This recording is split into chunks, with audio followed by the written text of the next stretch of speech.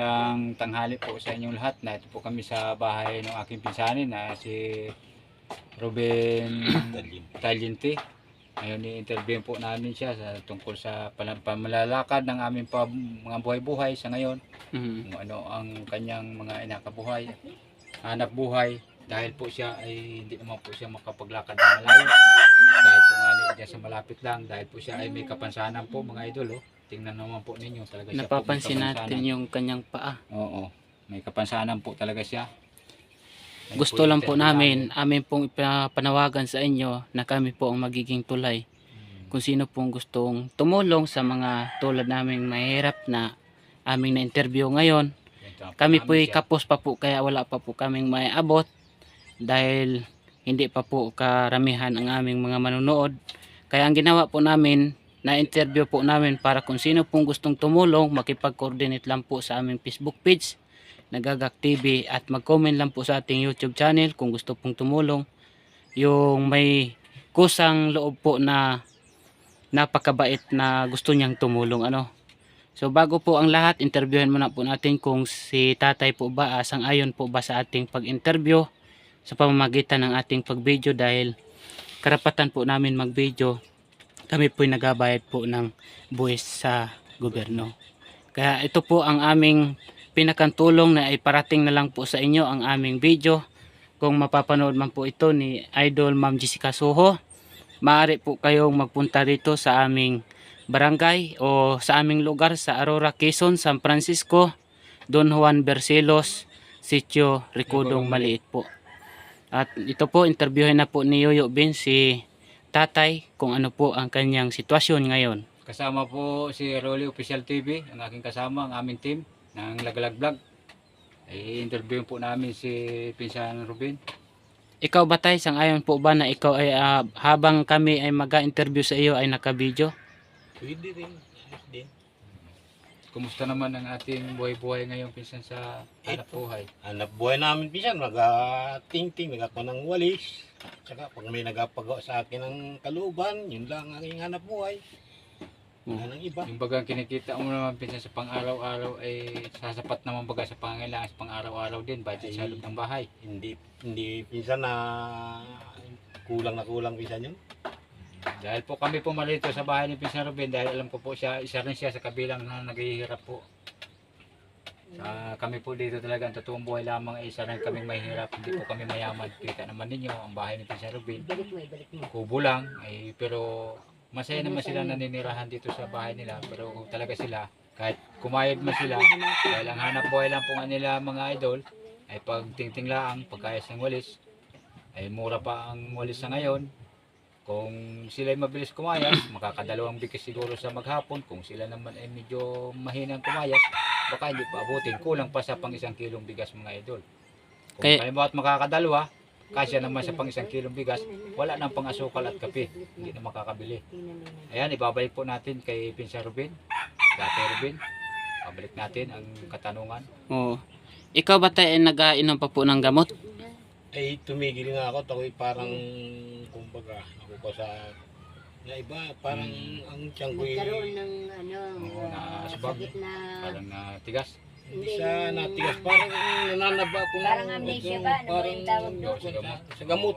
Ay parang akong naikwa ng ako, na-stroke na ang aking ulo ay. Yan po mga ka-idol, kung hindi po ninyo may tatanong, sasalaysay ko po ang kasaysayan niya po ay nung habang po nagtatrabaho dahil po sa dala ng hirap ng buhay. Nagtrabaho po pansamantala, nagpakatulong yung kanyang asawa. Subalit siya pong iniwanan dito, na wala siyang naging kasama. Ay siya naman po ay nagkasakit, nagkaratay po sa banig, hindi po siya makatayo. Naging ululain, Naging malilimutin po siya. Sa awa ng Diyos nga po naman, sa ngayon, nakaka-utay-utay na nakaka-recover na rin po siya. Naka-recover. Ng naramdaman. Kaya po ang kanya pong sitwasyon ngayon, hindi na po siya makapagtrabaho. Hindi na po siya makapagtrabaho. Dahil doon sa Kakawan kanyang naman po pagka-stroke, hindi naman po siguro yung ganyan dati. Pero ito pong kanyang talagang katayuan na itong ganito na siya po ay talagang matagal na po dala binata pa po yan ay gaya na po siya. Hirap na hirap po talaga siyang maglakad dahil po siya may kapansanan nga, maliliit po ang kanyang dalawang binti. Ayan po yung kanyang dalawang binti maliliit po. Hindi yan po talaga kakaiba po talaga. Totoong buhay yan. Kahit Ma'am Jessica Soho, kahit po kayo pumarito, ayan po talaga totoong buhay yan at naito po kami sa harapan niya. Ma'am Siyempre, Idol Jessica Soho, ito lang po ang aming panawagan ngayon na sana po makarating po ito sa madaling panahon ang aming video na kung saan po ay ito po karapat dapat na tulungan dahil ito po talaga hindi makapagtrabaho at ang kanya pong asawa maniningting lang din kahit po. po nalang sana kahit yung paunang tulong kung may gandang kalooban, kahit wheelchair na lang muna, pangunang tulong kung sakasakali man lang kung kayo Oo. luwag. Hindi ako naman. May wheelchair kami nun ay hindi ako nasira na lang, hindi ako nagawa. Magaling pa ako magtungkol isa. Tungkol-tungkol. Ay, Oo. Senior Ruben ang wheelchair, may tulak ka pala ba? Oo, pero may tutulak ka kahit sa maliit-layo. Ikaw tayo ay makapagtayo din naman. Nakakatayo ako pag may hawak akong tungkol, nakakalakad. Kaya ganito ang klase ng bahay namin. Mm. Pag naglakad siya, lahat yan, hawak niya. Dito siya madaan ano. Kaya pag nagluluto, meron din siyang bangko. Doon siya Oo. nakakapagluto. Awa ng Diyos. ay, Nakaupo. Mm. hindi na makusahan Hindi na pa pwedeng malawak dahil matutumba. Oo nga na, yan po ang salaysay ng Gapang kanyang yan. misis. Po nung kanyang asawa. Gapang lang daw po. Kay Idol Rapi Tulpo, kasana po makarating po itong video na ito sa inyong mga staff upang maibahagi po namin sa inyo ang aming totoong tinutulungan kung saan po kami kapuspalad lang din po. Kaya ito lang po ang aming tanging paraan upang makatulong po sa mga taong karapat dapat na tulungan. Ito po ang kanilang bahay. Mapapansin po at ito po nakikitirik lang din po sila. Pakita po natin kung gaano po kaliit ang kanilang bahay at ang kanya pong kinikita sa sa kanyang citizen. Iikot mo rin doon sa kabila. Nakabili po siya ng yero. Ito po ang kanyang bahay. Yan. Dito po sila nagasaing minsan. Ayan po ang likuran ng kanilang bahay. Ito po ang kanilang likuran.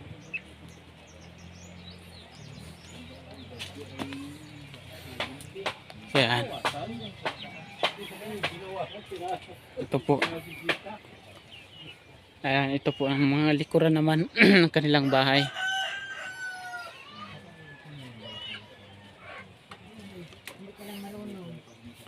Ayan mga ka-idol. Ayan si Ma'am Jessica Soho sa inyong mga staff. Sana po iparating po ninyo. Kay Jessica Soho, talaga narating. Ayan po. Narating talaga ang tulong. Tatay, gusto po namin marinig na sa iyo nagmula na ikaw ay anong mensahe mo kay Ma'am Jessica Soho. May panawagan ka. Kay Ma'am Jessica Soho. Oo. Yang kung pwede po, Ma'am Jessica, matagal na rin naman po kung ganitong pamumuhay. Kung po nanghihingi ng kaunting tulong po sa inyo, kung pwede naman po ay ako ganito po ang aking katayuan. Kita naman po ng nag-video sa akin. Oo. Ay kami po nabubuhay lang, hanap buhay po namin, magtingting. At saka wala na akong iba. Kung may nagapagawa po sa akin ng yung aking gawain, kaluban at puluhan, Oo. ay inagawa ko po ay madalang pa naman po sa patak ng ulan ng Mayo ang nadating at marami na pong marunong. Oo. Ay di ako wala rin pong hanap buhay. Ting-ting na lang pong amin natutukan ngayon na paggagawa ng walis. Yan po ang totoong salaysay. Ma'am Jessica Soho, sana po sa habang maaga pa na panahon, yan lang po ang aming mensahe na para po sa inyo, na kung saan alam po namin na ito po makakarating ang video namin, na tagumpay po na makakarating po sa inyo ang mensahe ni Tatay Ruben. Ayan mga ka-idol, ipapakita ko po sa inyo ang loob. Ito po ang sahig sa loob kung saan ay tapak-tapak din ng kawayan dahil sa Tagalog pa. tagpi-tagpi. Tapak-tapak. Oo.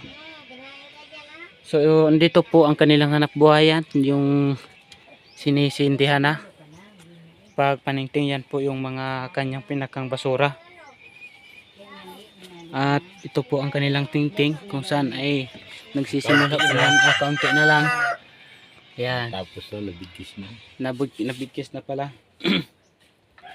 Hanggang dito na lang po ang aming video at marami pong salamat kay Tatay Ruben. Asahan nyo po tayo na sana makarating ito na mawalhati sa dalawa na kay Idol Rapi Tulpo at kay Ma'am Jessica Soho. Ano? na sa aming pag-video makikita nyo po ang sitwasyon. Hindi po ito na sabing edit. Ito po hindi po daya sapagkat kita po ninyo kung ano po ang sitwasyon ng paa ni Tatay Ruben. Personalan po talaga yan. Yan, personalan po yan. At kaya po ganito ang kanilang sistema ng bahay para po makapagalaw-galaw po si May Tatay kakapitan Ruben. siya kung siya ay mapunta doon sa kusina. Oo, napakaliit po Dahil pag talaga wala ng daw pong space. kakapitan ay siya ay matutumba. At hindi po nga siya makapaglakad ng magandang lakad dahil po sa kanyang katayuan. Ilang taon ka na po ngayon, Tay? 65 na yan sa September. 65 daw, ngayon nung magkasakit siya, ay ang Ah. kanyang katawan, parang bumata ang kanyang edad, parang pumatak na lang ng 50 anyos. Oo, 65. May edad-edad na rin po ano. Senior na. O sige, hanggang dito na lang po ang ating video. Yan ang mga idol sa aming mga followers Yan. at sa aming mga lahat ng mga supporter. Magandang tanghali sa inyong lahat at maraming salamat.